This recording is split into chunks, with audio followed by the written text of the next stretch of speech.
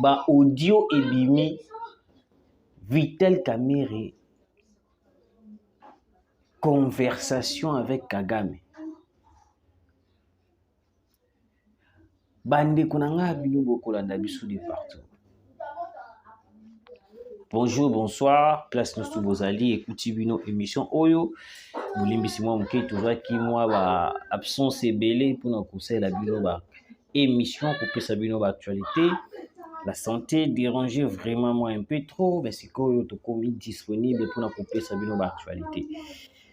Est-ce réellement Vital Kamerhe pris au piège ba audio ou yeko circuler que noté Vital Kamerhe ba audio avec Kagame tout.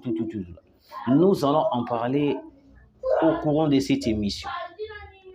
Mais pour rappeler na eloko moko, Vital Kamerhe n'a été jamais franc avec la RDC, non avec président Félix Antoine Tshisekedi. Vital Kamerhe a toujours été motomoko boye otobeng babenga bada ko benga toujours caméléon. Donc Vital Kamerhe azara toujours caméléon parce que souhait Vital Kamerhe ezali nini. Vital Kamerhe souci nae à chaque fois ezali azala pe na position moko boye oyo kopesa ye mbano ya koyeba na ko diriger pe ba Congolais. Donc aujourd'hui, Vital Kamerhe vise de récupérer la tête du pays où ils allaient la RDC, diriger aussi des Congolais. Plan na bango ezalaki dia. Plan na bango ezalaki Katumbi azwa bokonzi. Tango Katumbi akozwa bokonzi, nde place o wapi bango siko ba kusala complot na bango bien pour ba yeba na kota pour ba yeba na ko siéger. Et par là, nde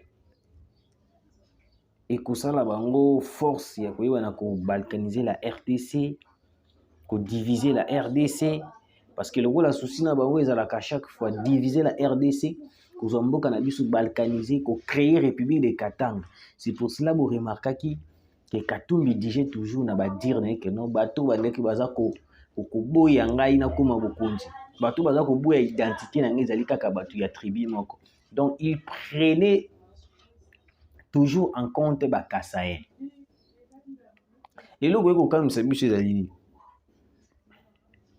Biso toyebi que non. Soki omoni mutu okei na pays ya bato. Et qui na pays wana balingi yote to ba sepeli na yote bazali susu na besoin na yote.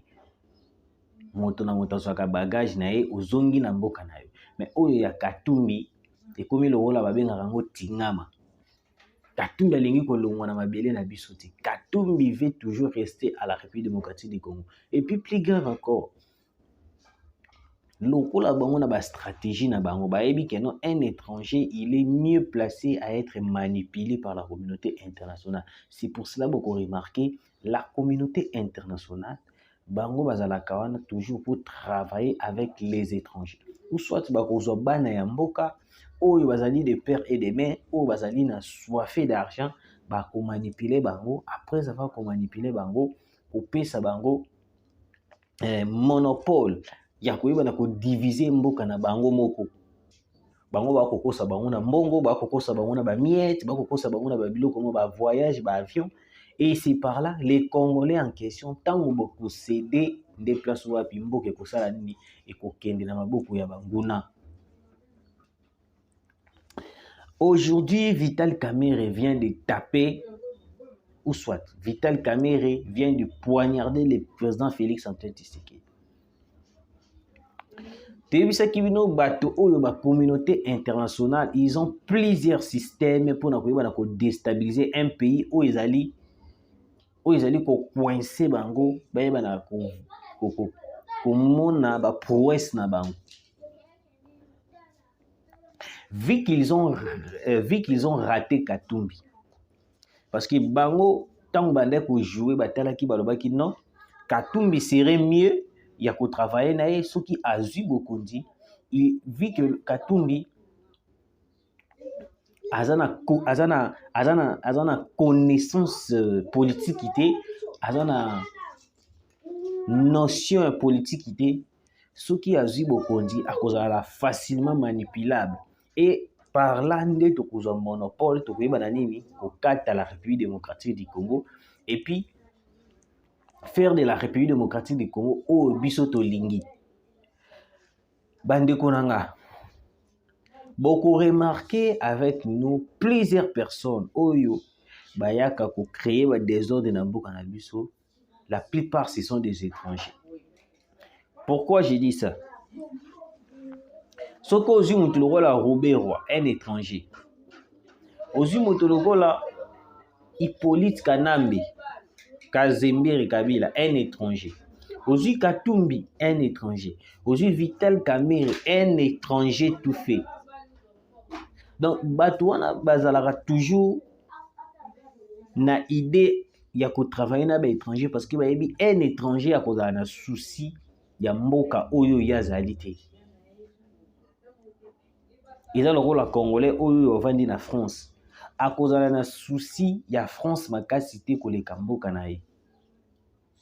C'est de la même façon ni la communauté internationale bazwaka toujours batu ya ko travailler na bango les étrangers ou bazali toujours na mboka wana oyo ba bima oyo basala mwa kombo pona ko travailler na bango et puis ko sala na bango comme ko bimisa bango lokola ba grand leader ko pesa bango ba mbongo pour ba financer ba jeunes et puis par contre na suka na yango nde bango ba koyeba na ko frapper kuna bango.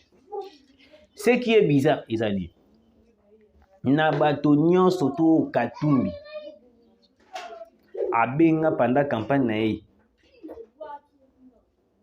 tomona Vital Kamerhe Katumbi pendant sa campagne électorale tomona wapi Katumbi aloba mais Vital Kamerhe nazozela awa au rejoindre biso. C'était déjà un appel pour na koyeba na ko faire comprendre biso vu que na temps na misu ezalaki biso flou to comprendre qui était réellement le jeu qui s'est passé. Donc Katumbi faisait déjà appel à Vital Kamerhe parce que bazali même clan. Et puis plus grave encore, c'est que après l'appel il y a Katumbi, Vital Kamerhe n'a réagi à aucun message ou soit Vital Kamerhe n'avait pas réagi jusqu'à maintenant que notre Katumbi au kobengela ngai nini parce que toyebi que non soki ozali na eloko te to ozali na relation moko te na mutu wana ozali contre régime ozali contre bino soki asali appel à bobo il faut oya obana peut-être kokebisa ye peut-être kokebisa ye ozobengela ngai nini boyebi mais Vital Kamerhe n'a pas réagi jusqu'à preuve du contraire. Chose bizarre, ils ont bakei conférence, si je ne me trompe pas, comme dans Arabie Saoudite. Vital Kamerhe s'est rencontré, ou soit croisé na Paul Kagame. Pesen ba mbote en riant, ko se kanabango, tout est normal, tout se kanabiso, la RDC kufana yango. C'est pour cela que nous demandons au président de la République. Mandat oyo ezali mandat moko il faut ezala na rigueur. Ezala mandat moko tikeno oyo tokoki kotikela lisusu bato bayeba na ko jouer parce que 5 ans passés ezalaki 5 ans moko il y a désordre. 5 ans passés ezalaki 5 ans moko ya makambu ya mabe makasi. Les peuples congolais se retrouvaki makasi te na mandat oyo elekaki. Mais dans 5 ans, le peuple congolais a sur les sous confiance. Ils allaient 5 ans encore pour le peuple congolais à se retrouver, à avoir un monopole, à travailler, à qui nous sera bien, à foutre ou bien à l'aise. Il y a des informations qui circulent. Il y a audio, il y a Vital Kamerhe. Vital Kamerhe, comme vous les voyez, comme vous les connaissez, est une personne très intelligente. Oyo peut-être na idée na ye abandaki ko penser déjà que non. Aye bana ko gagner confiance ya ba Congolais. Après avoir ko gagner confiance ya ba Congolais, de place où wapi ko pesa ye monopole ya ko yeba na siko ko frapper très fort. chose bizarre ezali yo ozali na union sacrée mais ozolingo créer plateforme mosusu. On appelle ça la rébellion politique. C'est pour cela tolobaki tolobaka yango à chaque fois mokonzi mboka le président Félix il faut kotalaka bato nini ya kotravailler na bango.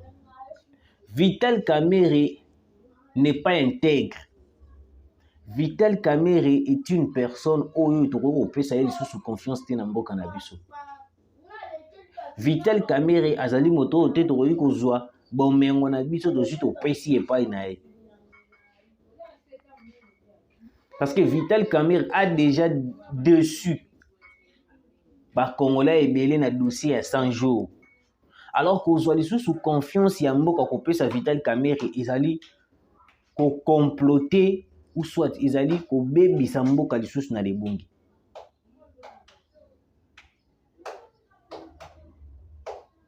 Vital Kamerhe a koyebisa Amida akei epa mokonzi mboka alors que le président de la République a bengi Vital Kamerhe.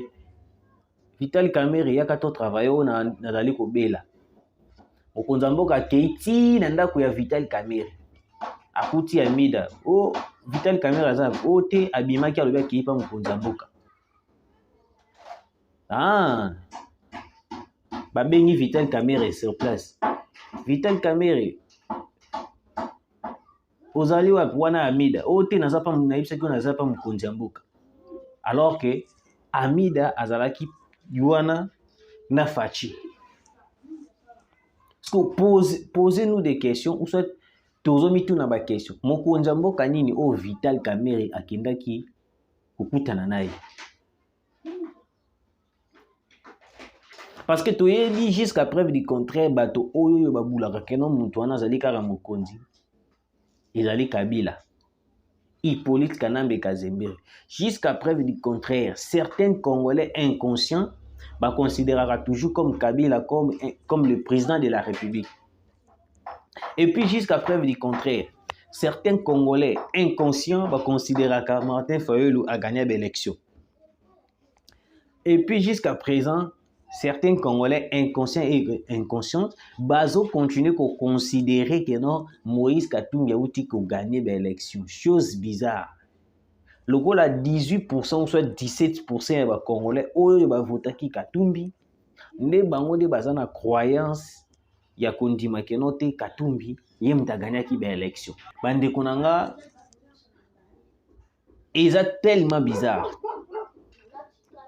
Comment est-ce que toi tu es un Congolais de père et de mère okoki kokomati na ba croyance jusqu'à présent ya kondimaka keno Kabila nde mokonzi. Un Congolais au vandi na mboka oyo omoni keno mutazo diriger batuzali Félix Antoine Tshisekedi. Mais yo na mutu na yo Kabila akoko saoka keno azali président. Yo na mutu na yo Fayulu akoko saoka azali président. Yo na mutu na yo Katumbi akoko saoka keno ngai ne mutu na lekaki basalaki fraude électorale.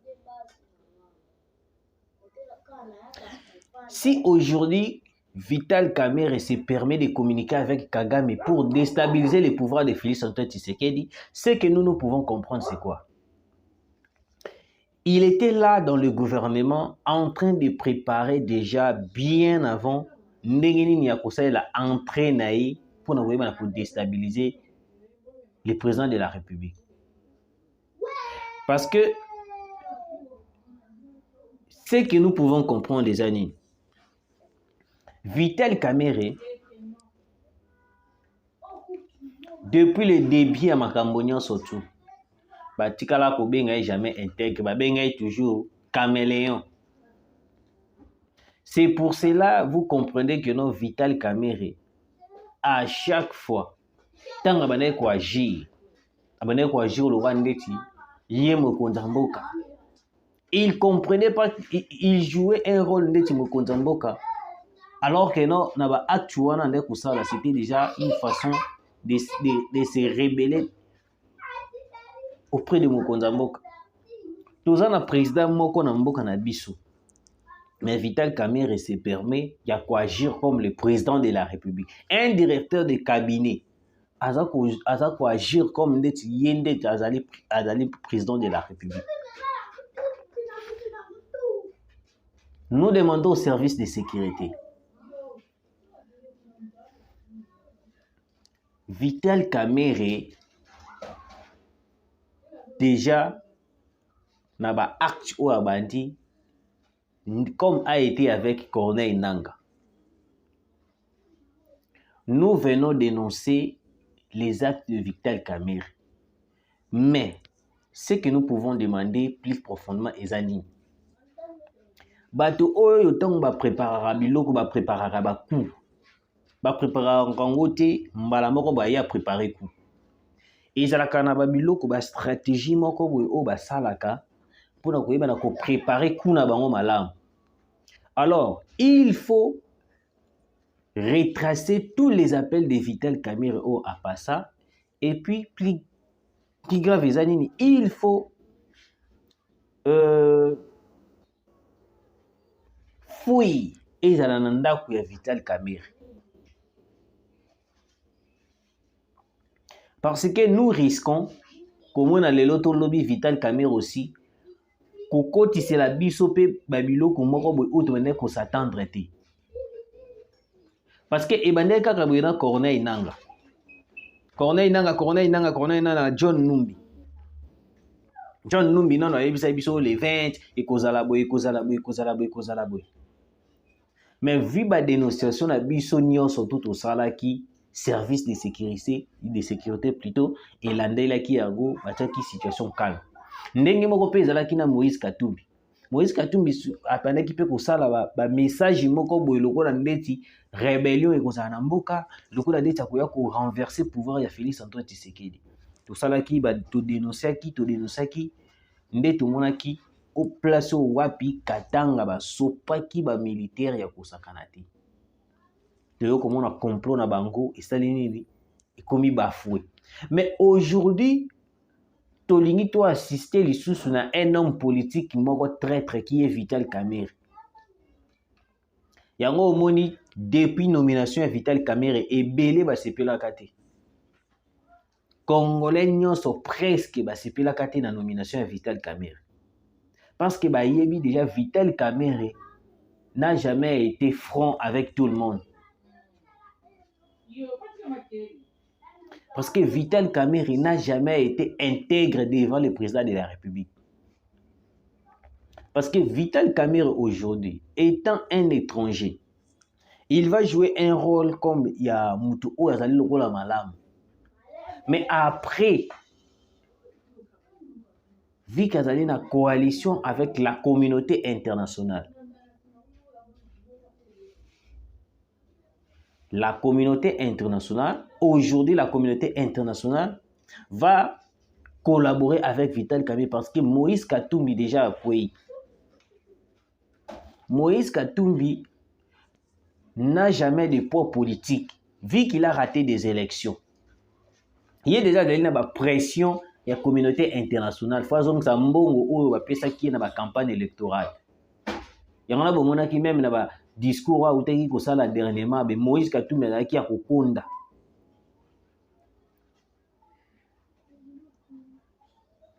Parce que l'homme a une pression internationale. Donc aujourd'hui, le président de la République a allé face ou soit à combattre la population baza pour combattre la communauté internationale. Parce que même les États-Unis bazali pour Kagame, la France bazali pour le Rwanda, Londres, Allemagne bazali bango nyon surtout bazali pour le Rwanda. Parce que ba kota la bénéfice na bango o bango bazwaka. O ezali ya koyiba ba minerai ya République démocratique du Congo. Le président Félix Antoine Tshisekedi a coupé sa bango passage ité ya koyiba la kozwa ba minerai. Parce que le président Félix Antoine Tshisekedi a lobaki que non, s'il s'agit de mourir pour donner la paix à l'est de la République na kosala yango. C'est pour cela même la communauté internationale bazwa maloba wana ya ko créer babiloko o ezali que non ba kwesa le président de la République pour bango ba ko récupérer est de la République.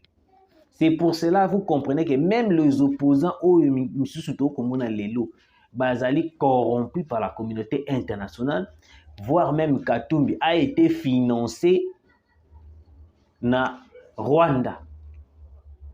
Yango mona qui pendant campagne électorale na atikala jamais kolobaka no Kagame c'est l'agresseur du Congo. Kagame c'est un génocidaire. Kagame atikala koloba yango te. Même ba proche ba ne kolanda atikala jamais koloba maloba na parce que ba yebi que soki balobi maloba na financement nyonso ya Rwanda kokata. Financement nyonso ya Rwanda kokata.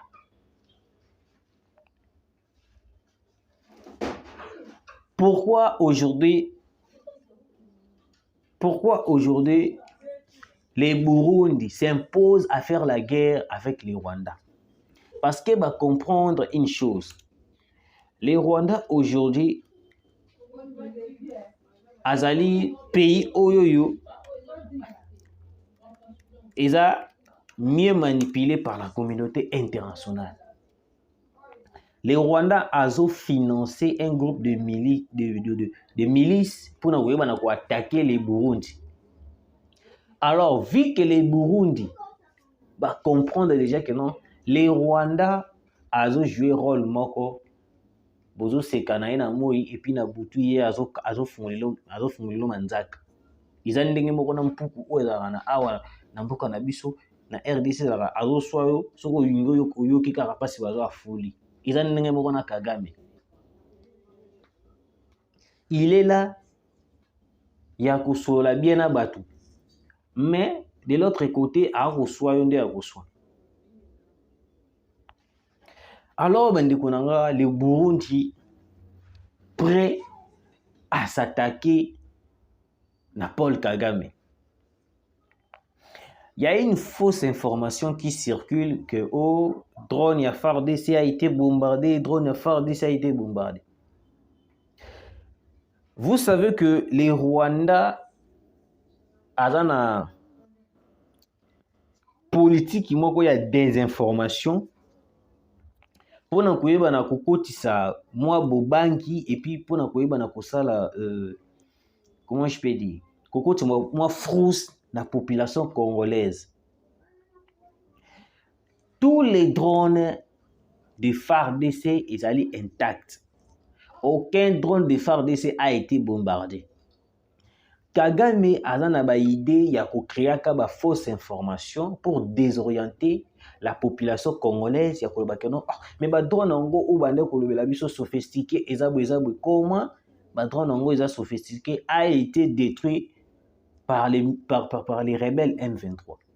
C'est une manière pour na ko désorienter population parce que aujourd'hui la population a pesi confiance na makasi na FARDC, la population a pesi confiance na makasi na wazalendo. Alors une manière de désorienter la population c'est de prendre l'information normale et puis de les controverser. Bande konanga drone mokote à FARDC a été bombardé. Tous les drones de FARDC ils allaient intacts. Ba drone na biso CH4 ils allaient tellement sophistiqués même les Rwandais même ba rebelle wana bakoza na capacité ya koyeba na ko bombarder ya monter. Mais ce qui est bizarre c'est que la communauté internationale aujourd'hui ba komona nyonso tout au Kagame ko sala mais ba ko tika la bouche bée. Aujourd'hui, au moment où je vous parle, l'armée du terroriste en chef Kagame avec la complicité Oezali à ONI vient de commettre un carnage dans la cité de Mouessou. Une bombe lancée par les terroristes M23 sur les habitants civils a fait plusieurs morts et une centaine de blessés. Ce crime ne restera pas impuni. Kagame aujourd'hui est en train de massacrer la population congolaise. Toutefois, pour des bénéfices, ils allaient minérer la population. Mais tous les accusations, tout ça, tous les dénonciations, tout ça, c'est comme si la communauté internationale est ici et bimi awa. C'est pour cela, cette fois-ci, le président de la République avait dit que non, plus question de dénoncer, plus question de donner des rapports à la communauté internationale pour agir. Mais maintenant, comme on a point, il faut toi agir bisomoko. C'est le même conseil que Poutine appelle ça mokonzi amboka. Alors oui, il faut qu'on t'a la batonine ou yokoki ko collaborer na bango. Parce qu'il y a certaines personnes qui ont collaboré na bango, ils allaient bateau onde bazo luka pe ba ruiner yo lisusu. Ndenge moko lokola ba Vital Kamerhe. Paul Kagame. Meilleur ami na biso na minute ils allaient la Russie, la Chine et puis le Japon. Et puis tu as meilleur ami mosusu ils allaient les Burundi. Moto o azali déterminé à combattre le Rwanda, en particulier Kagame, parce que biso na ye toza na adversaire moko. Bouti kolanda awa na Burundi, Evariste Ndayishimiye abengani tous les Rwandais bozonga na mboka na bino. Maintenant match baluki. Plus question de pleurnicher, plus question de dire que non, la communauté internationale, bomoni Kagame asali, bomoni bote. Cette fois-ci, tu vas agir mbala moko. Tu vas sur na tente tout banda kozela sous tout la kawite. Tu vas agir mbala moko.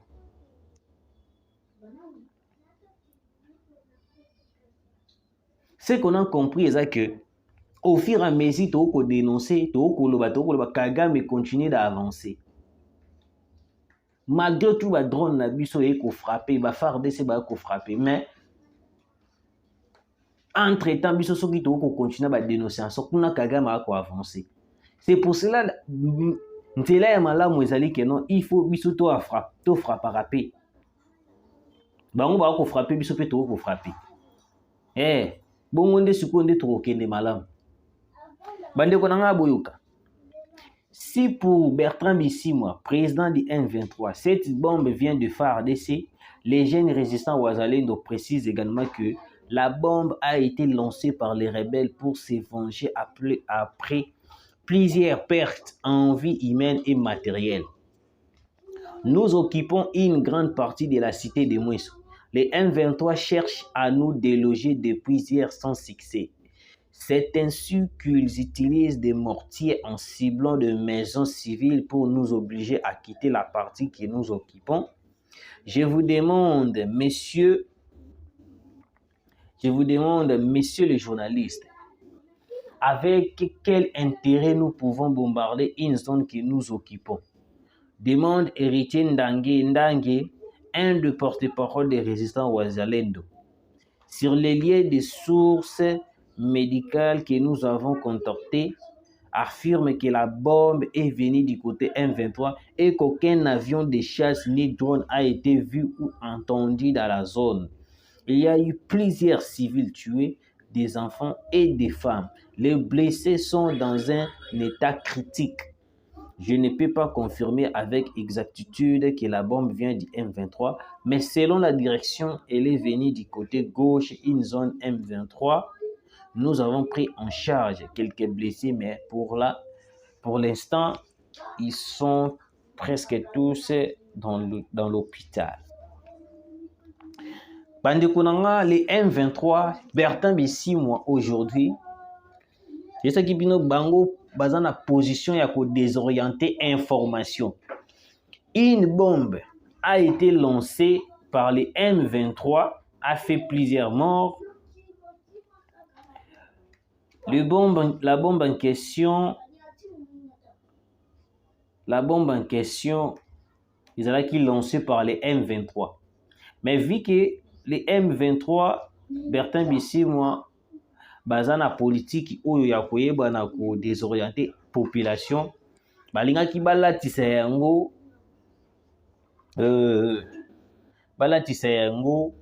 ba Wazalendo keno ba Wazalendo nde muto ba bombarder et tout. Alors que les Wazalendo bazali wana pona ko soutenir to pona ko protéger population congolaise. Méfiez-vous des fausses informations. Les Wazalendo, ce sont des patriotes congolais. Les Wazalendo, bazali bato baza ko surveiller la population. Avant, tant FARDC andaki kosala ba retrait stratégique d'ailleurs va cesser les faits. C'était les Wazalendo qui récupéraient, qui avançaient pour récupérer ba milliers où ils allaient qui occupés par les M23. Boni les M23 bakoui kosala ba déclaration que non, ce sont les Wazalendo qui ont bombardé, ce sont les FARDC et tout et tout. Nous comprenons aujourd'hui que non, ba M23 bakomi kozanga makambo ya koloba. Parce que ba comprendre que non, bazali na ba perte en vie ebele. Les drones oyo utaki koleka dernièrement esalaki bango musaka ya kosakana te. Depuis passage ya drone wana oyo bombardaki bango esalaki bango ba perte en vie ebele. Nde le M23 bakotaki bango na profondeur ya koyeba na kosalaka ba fausse information que ote ba bombarder drone na biso basali boye. Fausse information. Fausse information. Mais ce que nous regrettons, c'est que non, de voir Vital Kamerhe collaborer avec Kagame. Parce que ce qui lelo bosali perquisition te nanda kuya Vital Kamerhe, nous risquons de voir le loto lobby Vital Kamerhe renverser le pouvoir du président Félix Antoine Tshisekedi. Parce que ba audio est circulé à Somo Vital Kamerhe avec Kagame. Il se peut que l'homme prétend demander des soutiens militaires auprès de Kagame pour renverser le pouvoir du président Félix Antoine Tshisekedi. Yangwana Mokonza Mboka, il faut travailler avec des gens oyo moni que non moto o azali sincère. To moto oyo vraiment ceux qui na travaillé na koza bénéfice ya malam. Non de travailler avec des étrangers. Parce que Vital Kamerhe est un étranger à 100%. Tous les coups sont permis. Il faut frapper pour déshabiller adversaire. Ce n'est pas pour rien même le Burundi a commis qu'on combattre Kagame. Ce que tu as dit, communauté internationale wana. Oh, bataka biso pression, ba kele ko taper Burundi pression. Parce que biso kaka nde mutu botaka biso pression. Mais pour l'année de Burundi, beaucoup de pression. Parce que bayebi ke Burundi a na minéralité. Oyo bango ba ko tirer bénéfice. Mais ceux qui vont bataka biso pression parce que bayebi ke non avec la RDC. Bénéfice ezali makasi, ba minéré tokozwa, nyonso tout tokozwa. Alors, il n'est pas question kotika RDC a la guerre na Rwanda. Parce que ce qui RDC a bêti Rwanda, Rwanda kolinga bimisa ba vérité. Tant que bimisa ba vérité, biso tokotika la tokoma déshabiller. La communauté internationale bazali pe contre biso. Oh, nous tout balobara na biso basala kaneza ni onka ba mascarade.